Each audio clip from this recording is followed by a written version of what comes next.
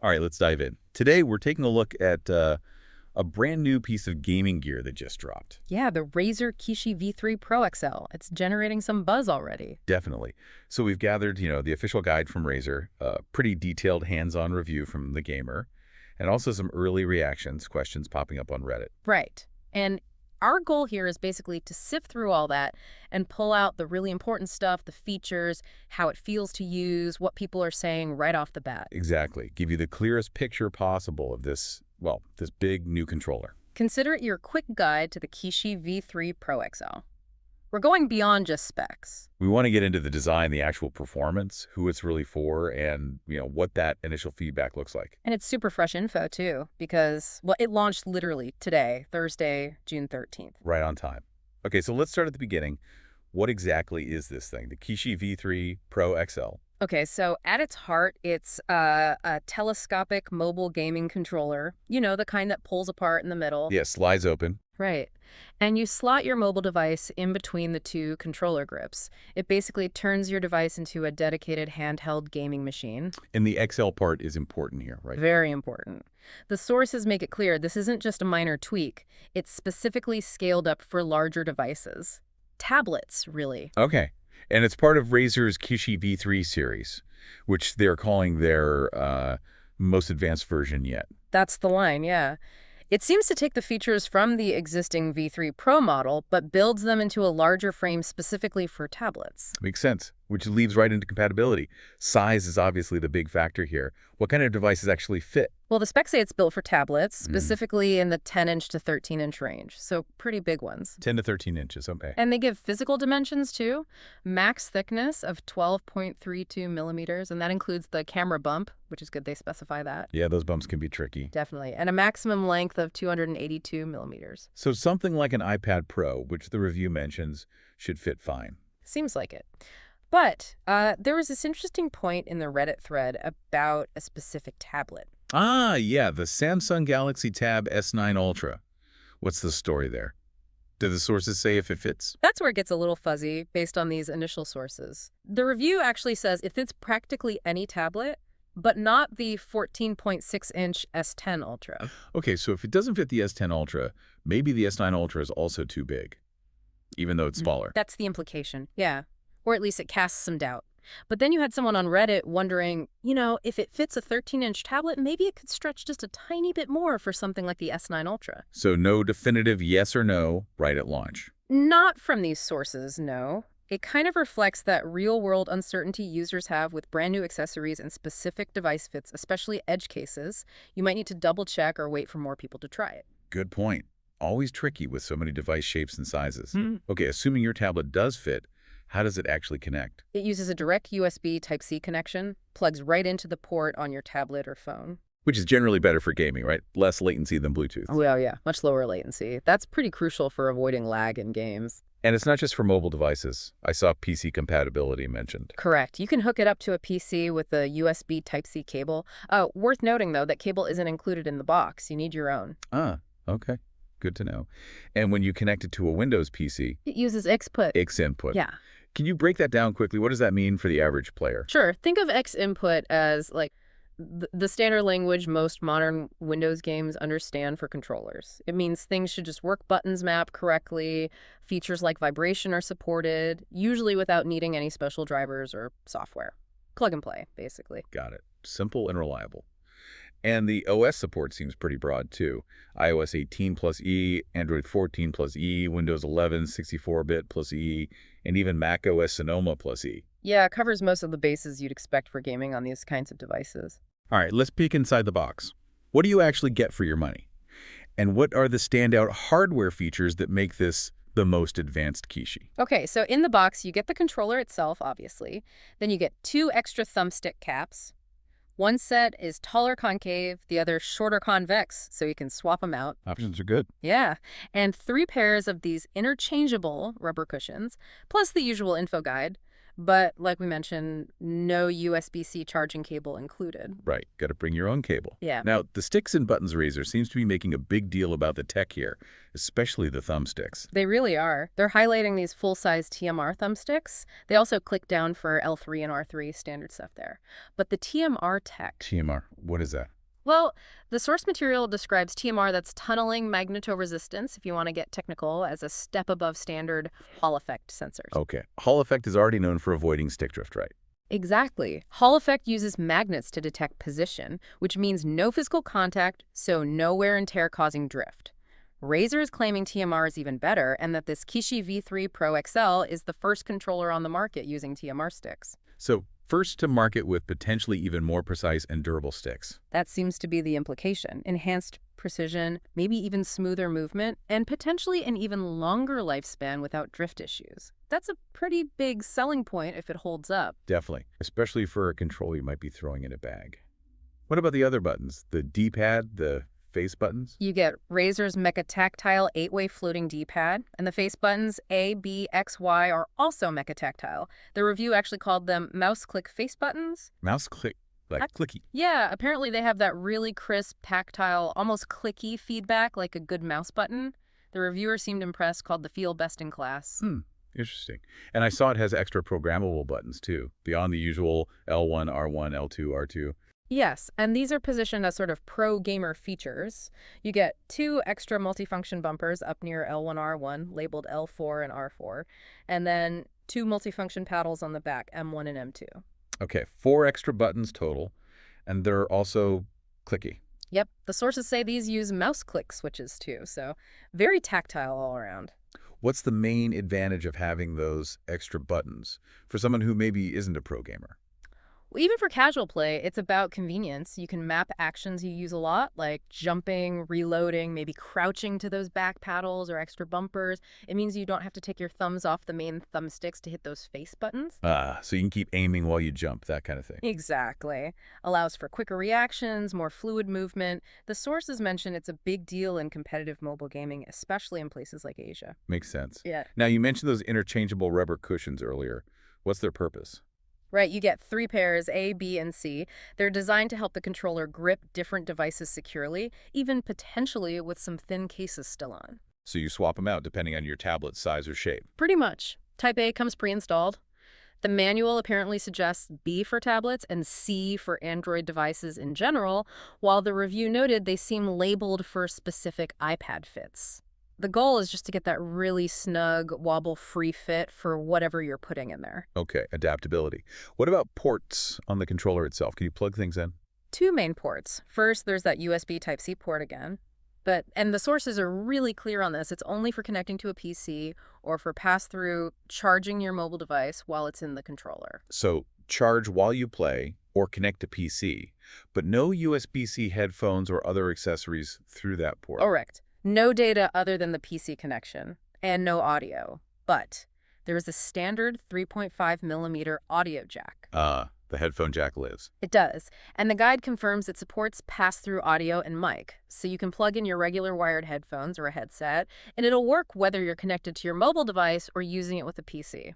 That's great. Good to have that option. Okay, let's shift from the physical stuff to the software and some of the more advanced features. There's an app involved. Yeah, the Razer Nexus Game Launcher app. It seems pretty central to the experience, especially on mobile. There's even a dedicated Nexus button on the controller itself to launch it or access features. What does the app actually let you do? Quite a bit, according to the sources. It's like your hub. You can use it to find and launch games that work with the controller. Really importantly, you can remap the controller buttons. That's how you customize those extra L4, R4, M1, M2 buttons. Okay, remapping is key. Definitely. You can also turn the haptic feedback on or off, take screenshots, record or share gameplay clips, though the recording part needs the app installed. And it apparently handles switching the controller between HID and X input modes automatically for games. Automatic mode switching. All right, HID and XPut. Can you remind us why that matters again in this context? Sure, so X input is the more modern standard, often used by console ports or PC games, and it handles things like analog triggers and vibration better. HID is a more basic standard. The app tries to detect what the game supports and use the best mode, mainly so things like vibration work correctly when they're supposed to. Got it. Makes the experience smoother. How easy is it to remap those extra multifunction buttons? Is it complicated? Sounds pretty straightforward, actually. The guide mentions a shortcut. You hold the Nexus button, then hold the multi-function button you want to change, like M1, and then press the standard button, like A, you want to assign to it. The controller flashes green to confirm. Nice, simple combo. Hmm. Are there other shortcuts using that Nexus button? Yeah, quite a few handy ones listed. Nexus plus L1 or R1 adjusts the haptic feedback strength. Nexus plus X or A lets you manually switch between X input and HID if you need to. Nexus plus L2 or R2 toggles the triggers between analog pressure sensitive and digital, just on-off like a button. Analog versus digital triggers. Why would you want to switch that? Maybe for certain games. Like, racing games benefit from analog triggers for gradual acceleration, but maybe for a shooter, you just want that instant button press feel when you pull the trigger. It gives you the option. Okay, interesting. And shortcuts for capture. Yep. Nexus plus the share button takes a screenshot. Nexus plus the home button starts video recording. But again, that relies on the Nexus app running in the background. The Nexus button is doing a lot of heavy lifting then. Seems like it, yeah. Quick access to a lot of settings. You mentioned haptics adjustment. Let's talk about that. Right. Razer Sensa-HD haptics. The sources seemed quite positive. They did. This is pitched as a premium feature on the Kishi V3 Pro and this new Pro XL model. The idea is more detailed, more immersive tactile feedback than just basic rumble. But there are some limitations, right? Yes, crucial ones. The sources state it's not available on the standard, non-Pro Kishi V3. And perhaps most importantly for Apple users, it does not work on iPhones or iPads. Ah, okay. So it's an Android and PC thing only. Correct. You need Android 12 or higher, or Windows 11 or higher, to experience the Sensa-HD haptics. So iOS users get the controller, but not this specific advanced haptic feature. Exactly. The review, though, really hyped it up for compatible devices, called it immersive full-body haptics, and said it elevates full-body haptics from a gimmick to a game changer. High praise. Wow, game changer is strong. Sounds like it could really add something if you're on Android or PC. Okay, let's get into the actual experience. What did the sources say it feels like to use this thing with a big tablet? Well, the reviewer from The Gamer was clearly excited about the whole concept. They used this phrase, like playing mobile games in IMAX. IMAX. That's quite a comparison. Yeah, it really paints a picture, doesn't it? They said it fulfilled a dream of having a proper controller designed specifically for large tablet gaming. That captures the appeal perfectly. How did it handle game streaming? That's a big use case for setups like this. They tested services like Game Pass, Steam Link, GeForce Now, Razer's own Remote Play. Generally positive, but they did make an interesting point. Oh yeah, what was that? That the sheer size of the tablet screen can actually make imperfections in the stream more obvious. Like, lower quality streams or compression artifacts might be more noticeable on a huge display compared to a smaller phone screen. They specifically mentioned Game Pass streams maybe not looking as crisp sometimes. That makes total sense. Yeah. Bigger screen magnifies everything, good and bad. What about just holding it? Ergonomics, comfort. You're strapping a controller onto an already fairly large device. Yeah, this is where the practical side kicks in. The reviewer said the grips themselves offer a nice amount of surface area, so they're not super tiny. Okay, they're good. But the Reddit discussion brought up some concerns. Some users worried the grips might still feel small compared to, say, an Xbox or PlayStation controller. Was there any clarification on that? There was, actually. Huh? Someone identifying as a Razer employee chimed in on Reddit and said the V3 Pro XL grips are similar in size to the ones on the Kishi Ultra. The Kishi Ultra Yeah. wasn't that known for having chunkier grips than the standard Kishi. Exactly. So the takeaway might be they're probably more substantial than the basic Kishi grips, maybe comparable to other premium mobile controllers, but perhaps still not quite as large as a dedicated home console controller. Perception might vary. Okay, it depends on your hand size and what you're used to. Were there any specific comfort complaints? One user on Reddit specifically mentioned the placement of the right thumbstick. They found it lower than normal and said it caused them some hand pain during longer sessions. That shows how even small design choices can affect different people differently. Something to keep in mind. Definitely. And probably the biggest physical factor everyone mentioned, The weight. Ah, yes. How heavy does this whole setup get? Well, the controller itself is 301 grams, then you add your tablet. The example used was a Samsung Tab S7 Plus 7, which is about 575 grams. So together, that's almost 900 grams, nearly 2 pounds. Yeah, around 876 grams in that example.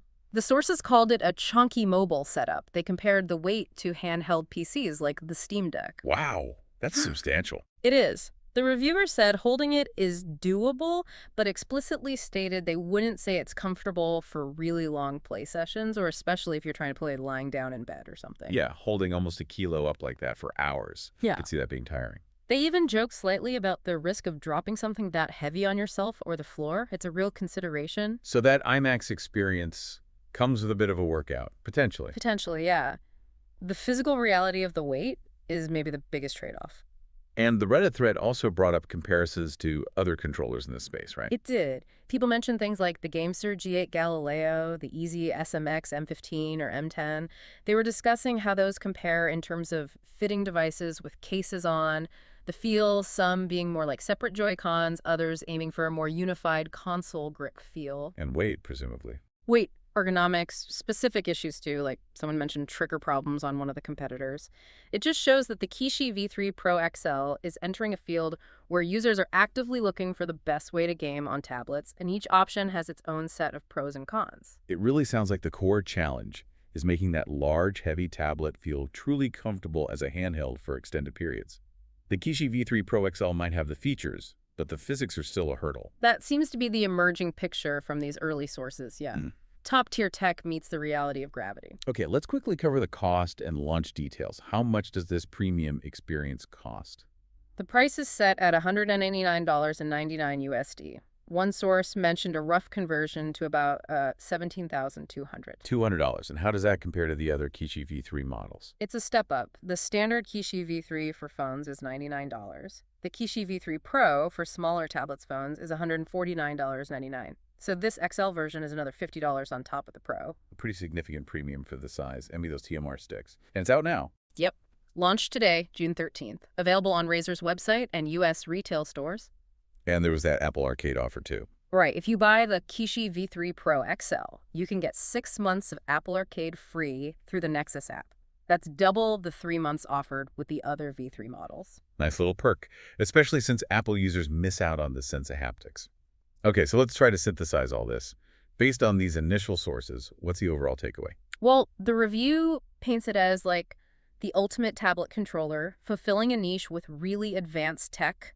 Those TMR sticks, the clicky buttons, the Sensa haptics if you're on Android or PC, the extra programmable buttons, the useful ports. Right. It ticks a lot of boxes on the feature list. There's always a but. But yeah, that enthusiasm is definitely tempered by the practical concerns raised by both the reviewer and the users on Reddit.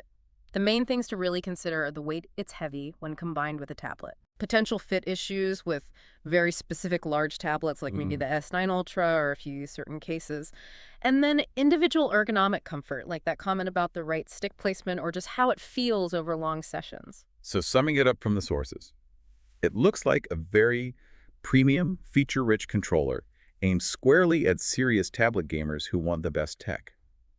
But you really need to weigh, maybe literally, whether the physical experience of holding that large, heavy setup works for you, and double-check if it'll fit your specific tablet and case. That feels like a fair summary of what these sources are telling us right now. High-tech, specific audience, with some important practical caveats. Okay, that gives us a pretty clear picture of the Razer Kishi V3 Pro XL just as it hits the market. Now, here's something to think about, a final thought for you listening. We're seeing powerful tablets, we're seeing controllers like this turning them into impressive handhelds, and we've got game streaming bringing console games anywhere. Does this combination genuinely change what portable gaming means? And crucially, how much does that physical experience, the weight, the feel, the comfort we talk so much about, really shape what that future portable gaming actually looks and feels like? It's a great question. Where we draw the line on portable? And what compromises are we willing to make for that power on the go? Definitely food for thought. Absolutely. Well, that wraps up our deep dive into the Razer Kishi V3 Pro XL for today. Thanks for joining us and digging through these sources. Yeah, I hope this breakdown helped cut through some of the launch day noise and gave you the key things to consider about this new controller, especially if you're a tablet gamer. Until next time, keep digging, keep questioning, and we'll catch you on the next analysis.